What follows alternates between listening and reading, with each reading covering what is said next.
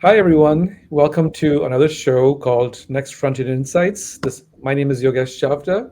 I'm the founder of Y2S Consulting, and I'm also a faculty member at the University of South Carolina. I'm absolutely delighted today to welcome Tanya Pinto to the show. You're going to hear a lot about Tanya in a second. Oops, I can see something going on here, so let me just put that off. There we go. I didn't want to have that background noise coming in. So today's show is actually one of those sessions where the simplest way to say it is that I'm just completely blown away by Tanya.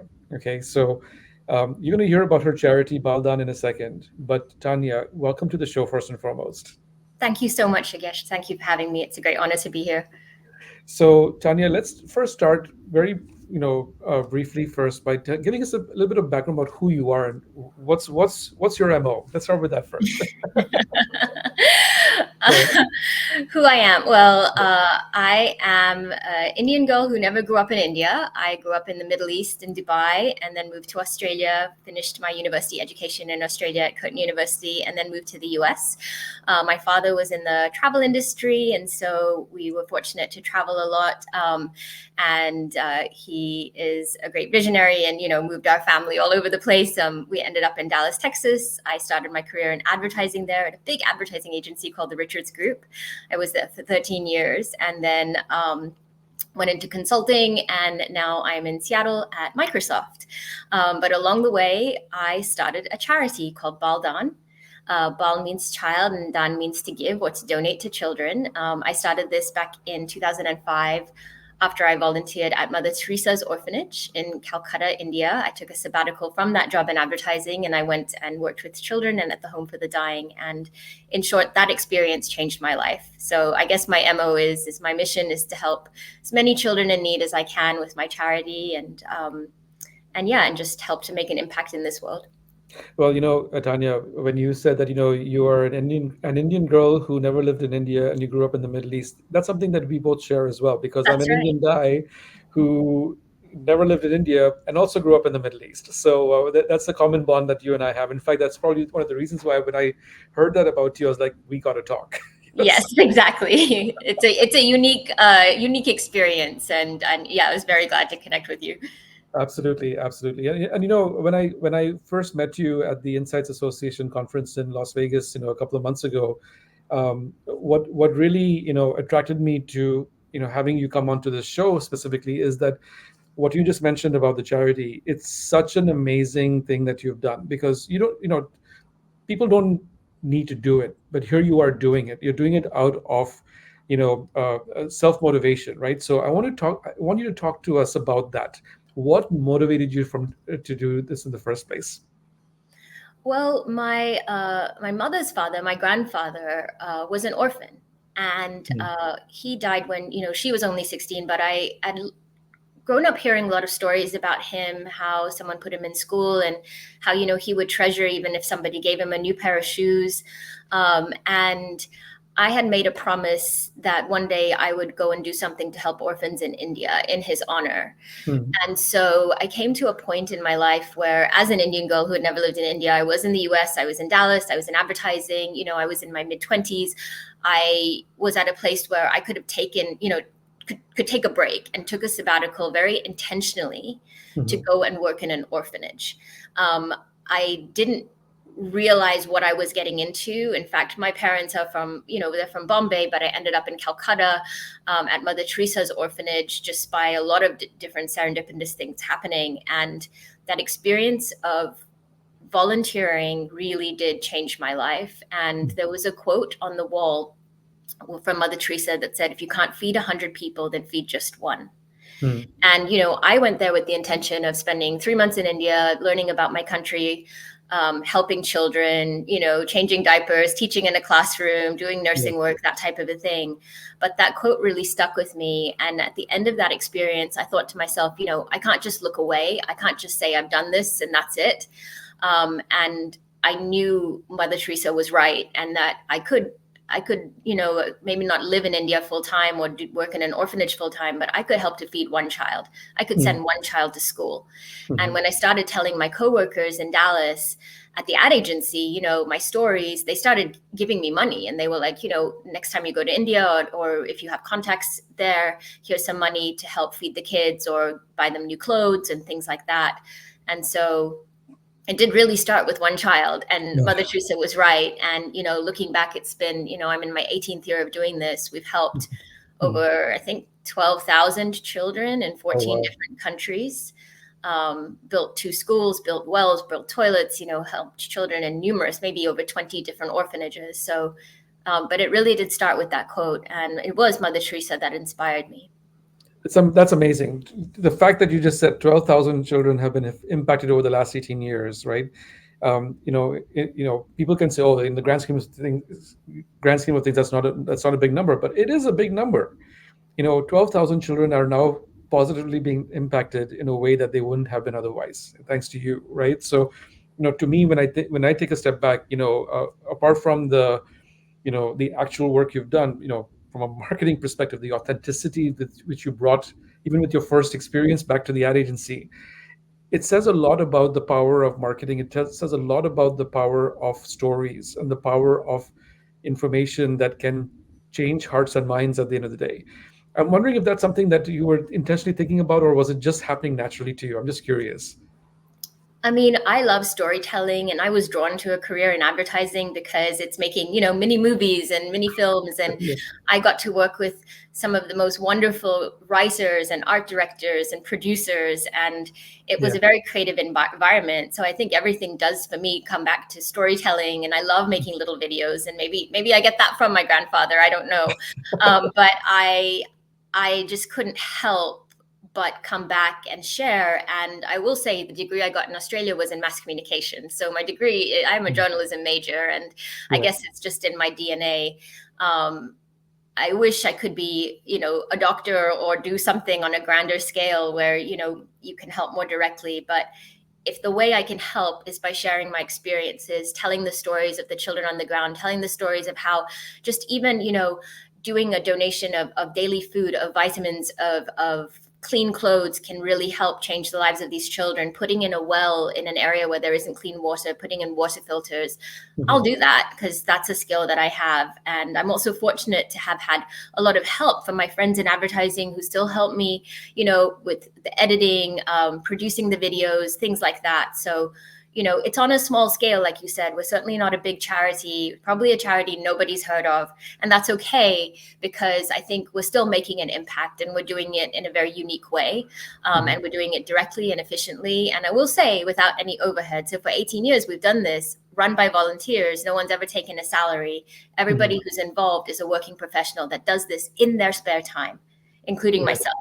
And so I think that's another unique factor about the charity, is that people coming together, using their skills, using their energy to help children in need in their own time, in their own way. And look, that's the other reason why I wanted to make sure that you were on this show, because I wanted to give you a platform to talk about what you've done, because it moved me when I heard your story, at the conference, right? So, I think, in what you said there, I think there are a couple of, really important factors that I think, I hope people take away, that, you're doing this because you want to. You're doing this with no expectation of anything coming back to you, right? And to all the volunteers that are supporting you. Because building a well, I'm pretty certain mass journalism did not, or mass communication didn't teach you how to go build a well, but you found the people to do it for you, I would imagine, right? So, being proactive and being creative and, resourceful like that, these are important skill sets, which I just completely applaud you for, in terms of how you went about doing it. So, but let's go back to the very beginning. When all of this started, when you said you were at, Mother Teresa's, a location in Calcutta. You got influenced by the quote, which is actually very inspiring. But talk to me about the early days of BaalDan. You started at the ad agency. I got that part, but tell us a little bit more about what steps you went through in getting the whole thing up and running. Yeah, so I didn't, I went on this experience in India. I came back. I knew I wanted to do something to help. I Hmm. happened by chance to be at a dinner party shortly thereafter, I think the next weekend, where I was sitting next to a lawyer from one of the largest law firms in Texas and telling him my story. And he said, you ought to start a 501(c)(3. We'll help set it up for you pro bono. And that was Haynes and Boone in Dallas. And very quickly, I called my mom and I was like, very quickly, I was like, I need to find a name for this charity. I need to nominate people for a board. I didn't know what I was doing.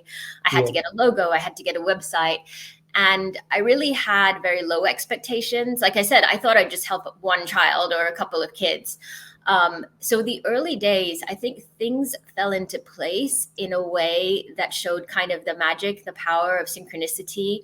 I think the way things fell into place with the people that kind of came into my life and said, I can help you, with dear friends who are still with me. My friend Quantran, who's edited the videos for me, he's an award-winning editor, just people offering their resources.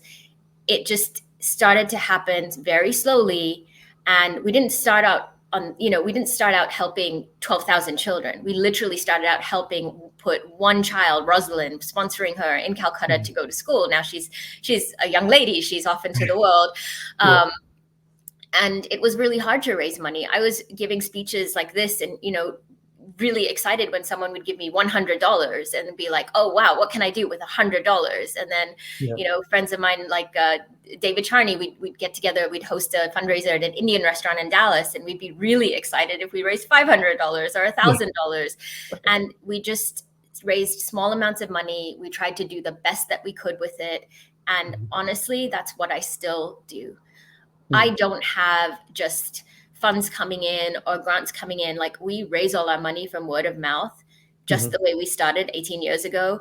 And I Mhm. still get very excited when I get a donation, whether it's for $10 or $1,000. It still makes my day. And then we Mhm. decide, okay, what have we raised and how can we now make the most impact with it? But it was Mhm. really hard in the early days. And it was also something where, finding people who believed in the mission, who gave me a chance. I didn't know what I was doing, and a lot of people trusted me with their Mhm. donations. A lot of people said, you know what, you can do this.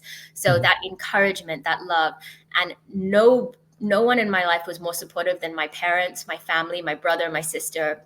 My Mhm. siblings are on the board. My dad helped me with travel. I think my mother has prayed for me and has helped me so much with just the mental and emotional support of the hard times and the things that I've encountered and the heartbreaking situations I've seen children in. Mhm. Because, make no mistake, I've had to go to places in the world where I've seen children living in diabolical conditions, children dying of hunger, children living in garbage dumps, literally. Mhm. And without the support of my family, my sister who's helped to raise money, living in New York City, my brother who built the website, it just wouldn't have happened. And it has been a long journey to get to where we are, and it's still, there's a lot of steps that we take every day to try to keep it going. Right, right, and I think that's really important for people to hear because like you said, you're doing this with word of mouth, right? So you're not going out and doing mass communication, or anything like that, which costs money to do, right? And you're making very you're making choices so that all the money that you're raising, $100 donation, $500 donation, goes straight to where it's needed most, which is the children at the end of the day, right? Yes. So and I think that's really important for everyone to understand because I think how often do we have this skepticism? There's almost like a stigma associated with charities in a sense, right? Because people don't feel like all the money that they donate goes to the end user, if you want to call it that, right? The admin costs kind of come in the way, so to speak, right? So that's a challenge, and you've kind of like been very authentic, and you've been very clear from day one as to how you're approaching it from a financial perspective, and I applaud you for that. So Thank you. that's amazing. So talk to us about you know when you started, so on one hand you're spending all the money, got that, but you have to also be very innovative in terms of how you spend the money, right? And in what you do. So talk to us about that innovation part of it, because you've been very creative in terms of the things you've done. So give us some examples of the things you've done. Sure. Well, It's also no coincidence that I work in research. I am, I have the heart of a researcher, I think. Yeah. So I've spent a lot of time and we spend a lot of energy actually finding the grassroots organizations on the ground that we believe that are making a difference for children in need, that are maybe missed out by the larger organizations working in areas of need, and that where our funding can make a difference, right? Like, we're not going to go into a massive project which is millions of dollars and give a small grant. It won't make a difference. So we're trying to find those small grassroots organizations where a grant of $50,000, $30,000 can really be transformative. We've done that through many years of me being on the ground, of traveling, of the connections I've made in several different countries in the NGO space, of people referring me to projects saying, hey, check out this little orphanage. My mother's been volunteering there for years, or we've known about it in our family, or check out this school. It's started by a woman who's blind and it's for children and orphans who are blind. That's in Pune, India. See what you can do to help.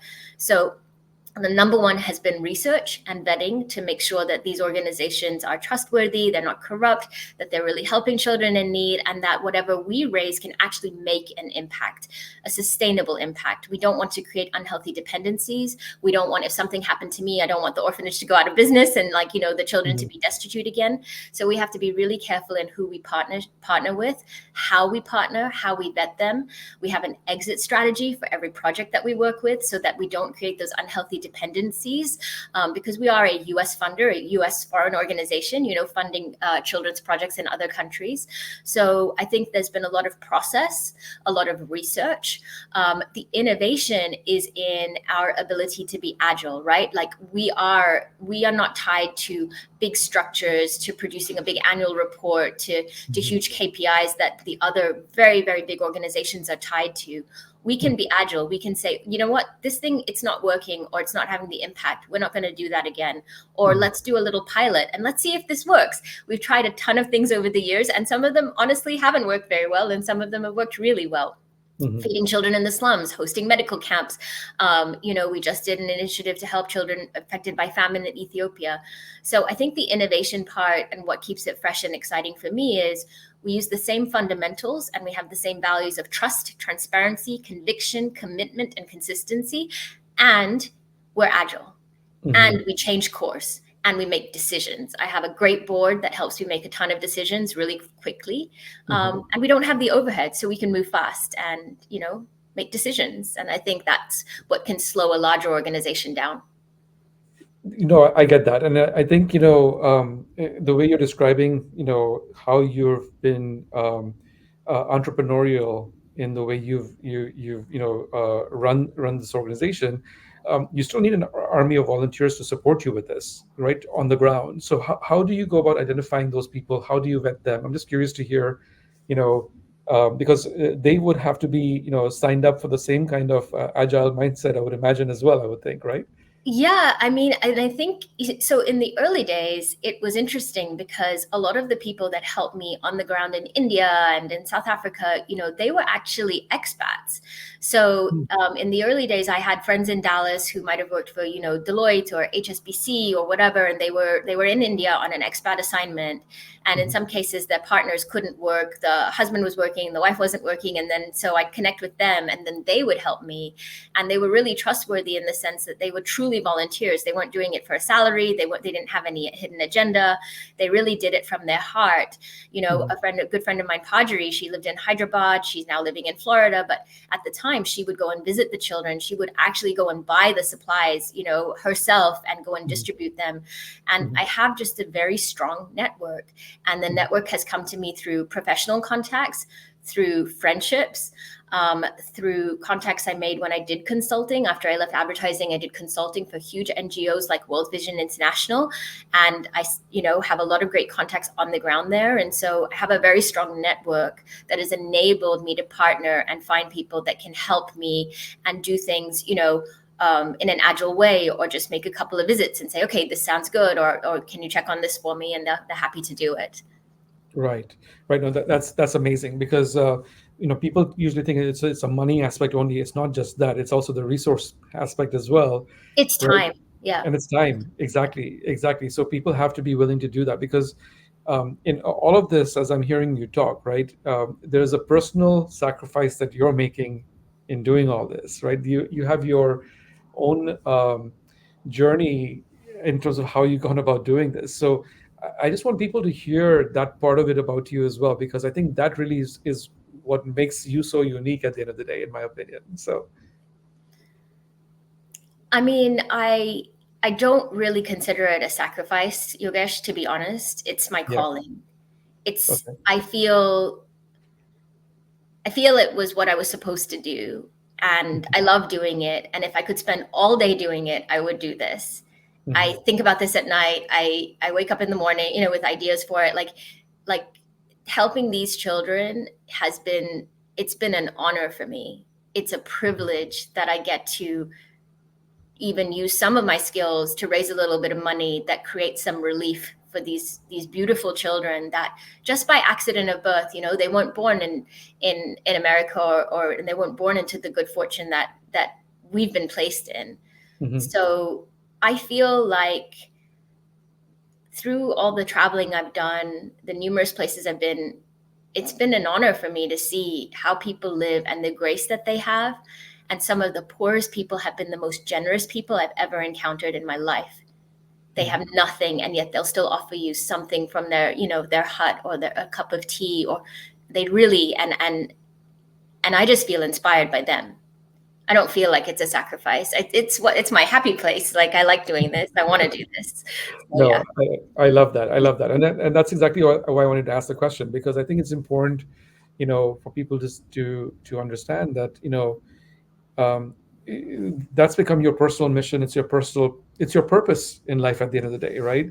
Yes. And it's clear to me that nothing's going to ever take you away from that, right? Even in the short time we've been talking, it's coming true, right? But as I think about that, you've had to navigate a lot of complexity to deliver against this purpose, right? So Mhm. talk to us about the complexities you faced, in this space, and what would be the things that, as you reflect back on, what would you do differently if you had the chance now? I'm just curious to hear what you'd say to that. Yeah, that's a great question. So the domestic complexity is the business of raising money. I was not a professional fundraiser. I had no idea how to run a nonprofit when I started. Yeah. And raising money is a skill. And, I think it's a hard job.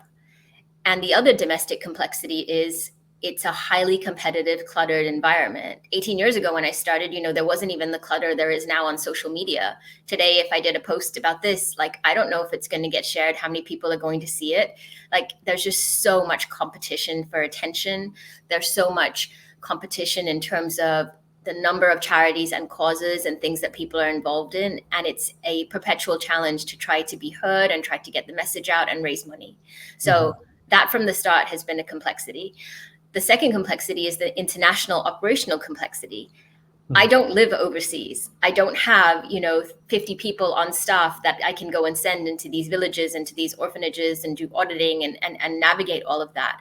I've Hmm. had to figure out a model which enables me to maintain that trust and transparency with donors, and also be light on resourcing and figure out models that work. And the international complexity is working, with cultural nuances, working within sometimes corrupt environments, working through that corruption, trying to find the needle in the haystack of people doing good. Sometimes you might really like a partner, they're amazing to work with, and then they retire or they leave, and then the whole organization on the ground just changes, and then you have to start over. Hmm. So that has been very, very complex. And then the last part of your question, which I love, is what would I do differently? Hmm. Honestly, if I'd known then what I know now, I don't know that I would have started my own organization. To go and start your own 501c3 public charity, to set up a board, to set up the financial systems, to set up the reporting, all of that is a lot of work. And there are so many organizations that are already out there that have done that work, that I Hmm. encourage people to sit on one of their boards and volunteer first before ever starting your own. And Hmm. the model, and I've applied that advice to what I do overseas. You will not ever see Tanya's orphanage or Tanya's school or the BaalDan school. I I employ a leveraged and partnership model overseas to deal with that complexity. We only partner with organizations. We don't build and reinvent the wheel. I will not reinvent the wheel. I will try my best to find the already existing international organizations that are doing good work and help bolster them and be additive to their good work. So that's been kind of in place. But from a domestic viewpoint, people, do come up to me and are like, I want to start my own charity. And I'm like, please don't, please wait. Don't do what I did necessarily. Just, volunteer, go serve on a board, raise money for another charity, do that for a year, do that for 2 years full time before you think of starting your own. Because it does take a lot of time and energy. No, you're right, and you're right. There's so many organizations that are out there. I've seen it across different parts of the world as well, and uh, rather than starting your own thing, which can be a daunting task and can actually turn off people at the end of the day, there is a better way, which you're pointing out here, which I absolutely love. I've sat on a couple of boards myself, over the years, and I found that you do learn a heck of a lot of what to do and what not to do. And I think that's for those of us who are at that stage in our lives where we want to give back, or are we, if that's your personal calling, if you're younger, whatever it is, there's enough out there today where you can go and play. So invest the time to find that, and you'll be able to contribute in your own unique way at the end of the day. I'm Absolutely. big believer in that. So one of the things that I have to ask, and is that, you've had this, you've been doing BaalDan for 18 years. Do the early recipients of BaalDan, do they keep in touch with you? They do sometimes via their orphanages and their Yes. caregivers. Yeah. Oftentimes they don't, because we're a little bit unseen in that respect for the children. We come in and we give the grants and we enable those toilets appear for them and they love them, but they're still kids, right? Like Yeah. it's there, so there might be a little sign up that says, this was sponsored by BaalDan. But I kind of, there's a quote. There's a quote that I love, which is also, do good and disappear. And I sort of believe in that too. Like we want to infuse and make an impact, but I don't need the credit for it from the children. In fact, I don't look for that. I just want to know that it did something to make their lives a little easier, and whatever they go on to be, they go on to be. But Okay, so then let me ask the question a different way. yeah. Do you have any stories you can share with us about how children have been impacted? Because you've talked about it at a macro level, but let's make it a little bit more Yeah, micro, so people can get a sense of sure. what you've done. Right? Sure. So I'll give you a couple of stories. So in Yeah. India, back when I first started in the early years, there was a school in Calcutta called the Loreto Cialda School, run by Sister Cyril, and she had a special passion for taking in little girls who are on the street and providing them with an education. And she called them her rainbow children. And so this is a private, Catholic school that's in Calcutta, but there would be these little girls that were just dressed in their little dresses and things like that would be attending the school. And I loved her model because she came up with something very, very unique. Instead of building an orphanage, what are things that just lay empty at night? Schools. So her school was quite large and in a very bustling area. And so she said, why don't we at nighttime dedicate the space so any little girl that's on the streets has a safe place to sleep and a little kitchen to go to and cook their food, and they would provide some food. And and schools are empty at night, right? All the classrooms are empty, so there's plenty of room. They'd move the desks out of the way, and in India they sleep on those little floor mattresses, the little mats. And I just loved this idea. I thought it was a very unique idea. I thought it was, a hack in the sense of like, wow, yeah, you don't need to go build an orphanage. Like you could just use this real estate that's available at night, bring in these children who are super vulnerable. We identified together, the school social worker and I went into the slums in that neighboring area. We identified about 26 little girls who are about 5 or 6 years old at the time, talked with their mothers. Most of the mothers were single mothers. Some of these children were living in deplorable conditions. I mean, literally living without a toilet to go to. Imagine that. And I said, I and BaalDan will commit to raising money to sponsor your child at this school all the way. Kindergarten through the end of school, I'll pay for the uniforms, the books, the supplies, whatever they need. The only commitment I need from you as the parent and from the school is that you'll try to keep them in school. And the motivation for that is, there are a lot of studies that show that, girls who live in poverty tend to get pregnant earlier. They're more vulnerable to abuse. But the more educated they are and the more stable of an environment you can create, the less in their risk is that of that. And so I'm very proud to say that early on, from 2006 to 2016, I think those are the years. So for 10 years, we sponsored those 26 girls, and they grew up and they graduated from school.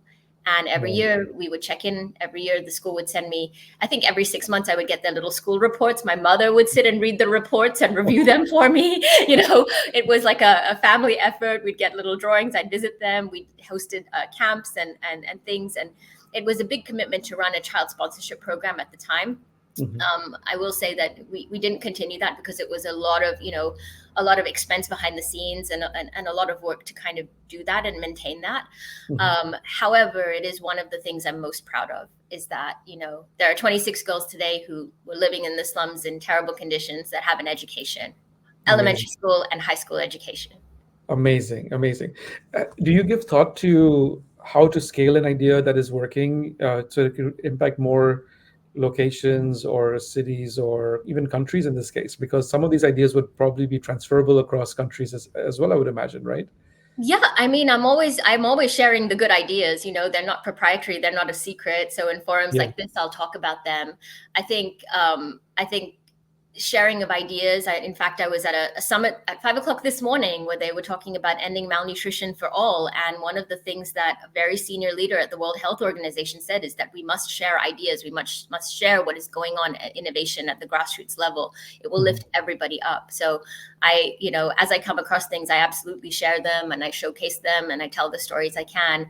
It's just probably my platform is a lot smaller, and hopefully it will grow. But yeah, there are so many people, and they're often women, I have to say, whether it's a village in South Africa or, an urban, slum like in Gorogocho in Kenya or in Nepal, just some really good-hearted people who said, we're going to help these children from the earthquake.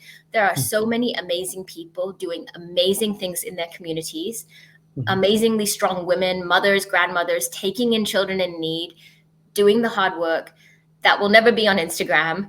They're not posting. You'll never know that they exist, but believe me, they do. And there are some incredibly hardworking, incredible people out there that are helping children in need, and really the unsung heroes. And they're the true heroes in all of this. It's not me. It's not BaalDan. It's the people every day doing the work with these children. The children are often, some of them have quite a lot of emotional trauma. They have physical trauma from being malnourished. And it's really the people who are with them every day in, day out, the caregivers that deserve the real praise. I wonder, as you're saying this, what's running through my head is that there's so many brands out there that are, purpose-driven brands, right? And they're trying to figure out also how to, support their community, and especially global brands, right? I'm not going to mention any brands. I don't want to get into trouble, with anybody in that sense. But that are also looking for ways to support, these kinds of activities. Have you considered approaching different brands or no? I haven't. I don't do anything. I have a full-time job, so that would be, I think, a full-time job to work in cause marketing and develop partnerships. I think sometimes, BaalDan is quite small. We don't have paid staff, and I think sometimes the big brands, they want a level of reporting and they want their logo featured, and they want certain things where we just don't have the ability to fulfill that requirement because it takes resources. It actually does take resources on the side of the nonprofit. And I also don't want to push that burden down to the grassroots organizations, suddenly to provide that level of reporting. And that's for the big companies. I will say, however, there are companies in the research industry. There are companies that, our friends in research, a lot of them have come together over the years and very quietly and not wanting, any attention whatsoever, have really helped a lot of children. Okay. Our association with the Market Research Education Foundation, our association with companies like Russell Research, Veridata, like they've really come together, I think, in the community that I'm part of, and really helped children in need. But we don't have any formal arrangements. I'm open to it, but there's a cost involved, and I think that would have to be covered. Right, I understand that. So first of all, kudos to all those research companies that are quietly doing this behind the scenes. You're unseen and unknown in that sense, but you're doing something great. So I just want to acknowledge that first and foremost, Absolutely. to everyone who's doing that. And number two, I think for the bigger brands, if there are people listening in to this, either today or subsequently, think about how you can structure it differently so that smaller grassroots organizations can benefit from your muscle as a brand, as a global brand, in supporting these kinds of activities, because this makes a difference. And if that's your brand purpose, then you have to think about doing things differently also. You can't just have it based on systems and processes and things like that, and make that the barrier for doing the right thing, right? So that's my personal call out to all my friends and colleagues and others who are listening in. Think about that differently. You're probably in a situation where you can actually do that. you know so anyway, but I had to say that because I think this, it's got me going now too in that sense. No, thank you. Yeah, it's an important issue. It's the gathering resources is one of the biggest costs to any nonprofit. It's Yeah. very, very hard to get resources and support and unrestricted grants, and Mhm. and it's the business of running a nonprofit, and it is hard. Absolutely is. It absolutely is. So, as I'm thinking about, what you're doing, and the conversation started about India and Calcutta, right? Yeah. But it's actually expanded. You talked about Nepal, you talked about Ethiopia and Kenya and South Africa. You're touching a lot of different countries. So, how many Mhm. countries have you touched so far? 14 over the Good for you. years. Yeah, we don't, I mean, they changed over the years, and that every year it changes. The list changes. So it's Mhm. not, 13 or 14 countries every single year. It's just based on what we raise, and we definitely have focus areas. But Mhm. for the first, I think, 8 to 10 years, it was just only India. And Mhm. then in 2012, I actually again took sort of a mini sabbatical, and with World Vision, went to Ethiopia and spent a lot of time on the ground and stayed in Ethiopia, lived in Ethiopia.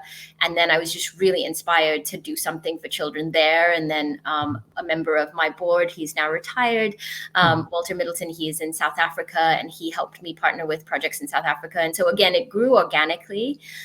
When the war in Ukraine broke out, did a lot of research, and found an amazing organization helping orphans and children who need education in Ukraine, and some of them are now displaced. So Mhm. it changes every year, and for me, a child is a child, a child in need. And the more children I can help, the better. But it's I want to do things in a way that really does make an impact, and where they are is less important to me than how we're helping them, what we can do as a charity to make a difference. I understand that, and but I think the fact that you have expanded and you have touched so many different cultures, because you're from India. You probably know enough about Indian languages to be able to be dangerous in places like Calcutta, right? A little bit, not too much, but a little bit. But Yeah. going into a totally different country where you don't speak the language and to be able to do all these things, that's a different effort as well, right? So, because culturally there are different things going on, there are different nuances, all those things have to be taken into account, and you're navigating through all those things and trying to make a difference, right? So I just want to call that out, because um, people don't think about those things, right? But those are the things that you're facing on a day-to-day basis, I would imagine. Right? And you know what? I think I honestly, Yogesh, I think it's because I think I'm able to do it because of my upbringing. I sort of have always said that I'm a global citizen. I think growing up in a place like Dubai, which was extremely cosmopolitan, then being in Australia, Mhm. then coming to the US and traveling a lot for my work in advertising, and then traveling a lot for consulting. I think Mhm. going to several different countries in Africa for World Vision, and Mhm. even getting to go to the headquarters of the World Food Program in Rome. Like, it has given me an ability probably my whole life, in the sense of like being able to kind of appreciate different Mhm. cultures and being curious. I love to travel. It's my biggest passion. I love to travel and explore and learn about other people and learn about their cultural nuances and try the food and figure Mhm. out, their religion, and be really open and understand what drives them. So I think a little bit of that is also from me and my own curiosity and need to do that and see as much of the world as I can. Right, right. Well, that's amazing, right? Um, so what's next for you? Like, where's your headspace? What if you could do anything you wanted to do over the next 12 months, what would that be for you? So, as far as BaalDan goes, I'm happy to announce today that we are about to start a big fundraising mission. We really do want to help with the cause of hunger and malnutrition. It's sadly impacting children more and more. And these are not just children who are living in orphanages or might be displaced, but the impact of climate change is affecting all of us, and the Mhm. impact of conflict. So, the war in Ukraine has affected the food supply and food access for several different countries around the world. Mhm. So we are doubling down in the issue of hunger and malnutrition for children.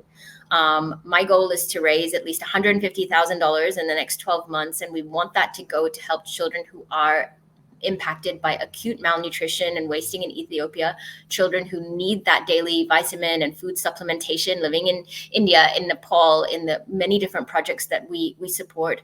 Our charity right now every day feeds about 1,000 children a day. These are children in the care of different orphanages and organizations. We need to raise that money to keep those 1,000 children, with Mhm. consistent access to food. But I think we can do more. Um, I'm excited to be leaning into this area of hunger and relief, because I think it's very, very much needed.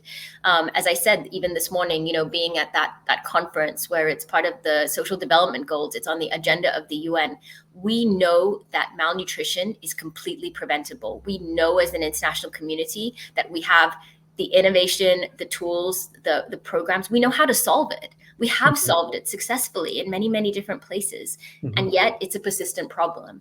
And I Mhm. think by working at a grassroots level, where we're ensuring that children have access to food, clean water, social protection, shelter, education, especially preschool and primary education, you have to catch a child early and set them up for success. Mhm. Only then can you help mitigate problems that happen later in life. If you don't invest in a child in those early years, it's over, right? Like the Yeah. problems just get greater and greater. And so I'm really passionate about, early childhood interventions and really providing children with nutrition so that they can survive, they can thrive. And I really, really hope and pray we can raise money to do more of that, Mhm. in our way. Well, thank you for using this platform to make this announcement. I appreciate that first and foremost. But more importantly, for everyone listening in, this is an important call to action that Tanya is making here, right? So, Tanya, how can people donate to your charity? Like, what's the do they go to your website? Yeah. Just tell us exactly how to do this. Yep, just go to the website, which is www.baaldan.com. We have a donate Mhm. page. Just click the button. It takes you to PayPal. If you have company matching, you can just shoot me a note. You can do Tanya at baaldan.com, Tanya at BAALDAN.com. And I can give you information to get signed up if you have a company match. That is extremely helpful. I know a lot of you out there work for big companies that do offer matching funds. It's been an amazing way for us to double our money and raise money. So Mhm. please do keep that in mind if you give through your companies and they offer a match. And then follow me on LinkedIn. I do a lot of posts on LinkedIn, on Facebook. We have a BaalDan Facebook page. We have an Instagram page. We have, I think, a Twitter or X page. So we're on all the social media platforms. Yeah. I post as much as I can, but again, I do work full time, so it's a little sporadic at times. But you'll always know where your money goes. I always provide updates. And yeah, and our biggest fundraising season is about to kick off as we get into the fall, and Mhm. every single dollar counts. And whoever's watching this, it's not the size of the donation. It's just we just really appreciate anything, and we even have a way for you to be a monthly donor. You could just take a little bit and give to us every month. It adds up and it makes a huge difference, because we're a small charity. Yeah. I totally get that. And apart from encouraging everybody to donate, right? as you've heard Tanya, speak through this, the last, 40 plus minutes, it's impactful. It's absolutely impactful, right? So I hope this is something that we can encourage everyone to do. You've got a goal of 150,000. I hope we can not only meet it, but we can actually exceed it, right? So, Thank you. you That would know, be great. so I will do my part to help you in that process as well. Thank you. Thank you so So, much. Yeah. you know, Thank you. but so let's talk about a couple of last things. What advice would you give people? You said don't go start your own charity, go do something else. Look at what's already available. But in terms of getting started in this space of, hey, how can I help, right? I think there are lots of different ways people can help. So I was just wondering if you wanted to provide some suggestions on how people can do that. You mentioned a few already, but I'm just curious if you wanted to add to that list, if at all. So Yeah. I mean, I think so. So I think the biggest barrier is not money, it's time. So I think first think about how much time you have and where you want to spend it. Do you want right. to serve on a board, or is it actually more impactful for you to write a check? I know some amazing people who would be amazing on boards, and but they have busy lives, they have children, Mhm, and they send a check and it makes a huge difference. mhm, So don't discount the power of giving, whether it's monetarily or your time. mhm, um, I would say you have to start with a cause that's close to your heart, and you have to choose wisely, because even myself, I mean, I wish I could help more causes, not just children in need. I have a mhm, passion for many other causes, actually, that life life is too short for me to be able to do them all. But I think you have to find what authentically moves you and resonates with you, and it can be one thing, it can be two or three things. mhm, um, and then look at where you can make a difference. And I think this model of selecting and being very careful about how you select, actually, that was advice that Bill Gates had when he left Microsoft and he was building the Gates Foundation. He spent a lot of time actually thinking and decision making on where the Gates Foundation would focus and where they could really make the biggest difference. And he chose health. He chose the big five, that he wanted to address with mhm, malaria and different initiatives. So I think that is very important. Have that kind of decision making framework, decide where you can best make an impact, research it, figure out, are you giving time, are you giving money, are you giving both? And don't discount the other resources you have. Like I said before, maybe you work for a company that matches that gives you volunteer hours, mhm. things like that. There's a way you can be smart about giving and make it a part of your life. It's definitely enriched my life. It's definitely where I can generate a lot of energy and joy. Mhm. We all have things we have to do, and bills and chores and responsibilities and things that come up. But this is the joy of life when you're in a position of privilege and you can give back. It's an amazing feeling. Absolutely, absolutely. And somebody told this to me, maybe like a decade ago, and I didn't believe them at the time, but now I actually am a firm believer in it. There is a switch that goes off in people's heads when they start getting into their late 40s, early 50s, when they start transitioning into, why am I doing all the stuff I'm doing, and why am I even here, kind of thing, right? It just happens, right? It happened to me as well. So when that person told me, I was like, yeah, whatever. And now it's happened to me, I'm like, yeah, he was actually right, kind of thing. So there is that switch that goes off in people's heads. It'll happen naturally to everyone at some point. But find that cause, find that the one thing that can make a difference. In my case, it's about education, right? So I'm that's why I'm connected to the university, because I feel that that's the way I can kind of contribute back, right, kind of thing. So but it's important, it's absolutely important. So I totally hear what you're saying. So with that said, I wanted you to give us your final dose of inspiration, if you want to call it that. What would be that one quote or one thing that you would say to all of us that will make us reflect and think about this entire conversation? I think Gandhi said, "Be the change you wish to see in the world." Hmm. I mean, I'm a journalism major, right? I listen to the news every day.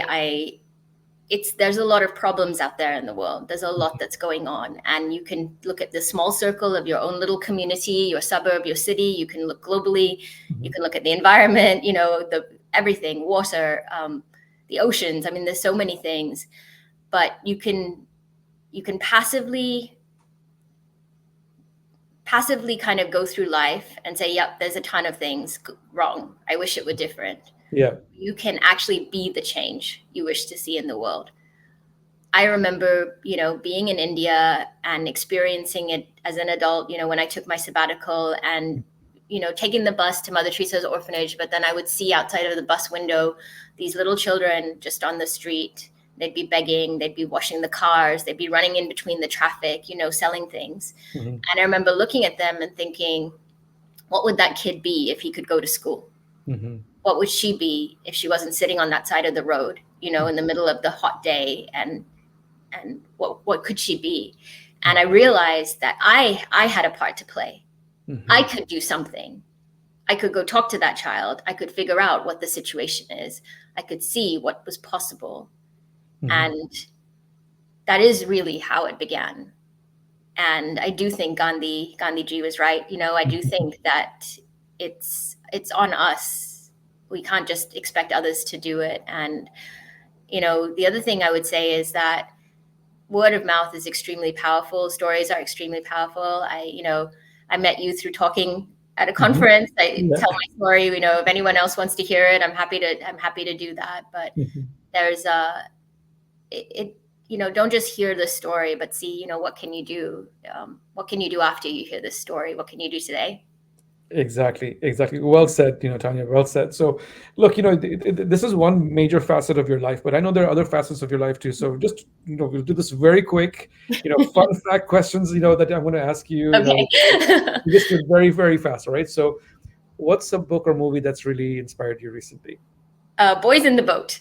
So it's a great movie. It's actually set here in Seattle. It's about the University of Washington rowing team and the Olympics that happened in World War II. And it's just watch the movie and read the book. It really inspired me and it really moved me. It just really moved me that these kids that was so poor and what they overcame and just the physical endurance they had to have. And yeah, it was a wonderful, wonderful story. True story. Okay. If you could have dinner with one historical figure, who would that be? Mother Teresa. Mother Teresa. I kind of knew that, but okay. Okay, makes sense. What's one thing about you that most people don't know? I polled my family about this, but I think I'm probably a more creative person than people know. Like I did ballet for many years, more than 20 years. That was my passion. So I do love to dance and I love to paint. I love to listen to music. So I think I'm sort of a secretly creative soul. I love creative things. I like to create, write stories. Yeah. Well, you have a golden heart and you have a deep soul. So that's what I can see already. So, Tanya, thank you so much for coming on today. This has been phenomenal. I hope everybody, took away at least a couple of nuggets from this entire conversation. Apart from, the fact, this Tanya's personal journey on how she started, BaalDan, the impact she's having. Over 12,000 children have, benefited from the work she's personally done, over the last 18 years. And she'll continue to do, especially with her call to action today of wanting to raise $150,000, which is phenomenal, as a goal. I hope everybody can, who's listening to this supports her in her cause. She's given information. We'll put the link to her website and all that stuff again on LinkedIn and on YouTube so that you can go directly to her website and donate if you want to. Tanya, thank you. Thank you, Yogesh. And I just want to say to everybody that you are a great soul. You are a remarkable person. I've never had anybody be so caring and so diligent in the way that you organize this platform, the care, the love you put into it. It is real love you put into it. I can just tell how passionate you are. And it's just been a pleasure to be with you and share this space. Because it's your light and your energy that you're putting out, with the Next Frontier and all your initiatives and your teaching that is also making a difference. I want to say that as well and acknowledge you. And thank you for what you're doing in the world to help so many people. Thank you so much, Tanya. So with that said, I'm going to get teary-eyed very quickly. So I don't want to start get teary-eyed on the show. So, but our next show is going to be on July 25th with Catherine Jelinek from Skinny Books. Catherine's actually from the Seattle area too, by the way. So I've got two people from the West Coast coming back to back. She's going to be offering insights about um, the transformation that's happening in the book industry, where she's actually created with some co-founders an approach where you can actually take, insights or any kind of like nugget of information that would be relevant for anything, and instead of having to buy a book with like 8 or 10 chapters, you can actually make it into a 30-minute reading kind of situation where you can get one idea through one book, right? So it's a bit of a disruption, and there's a lot going on in that context, which we'll be sharing on July 25th. So I hope you can all join us.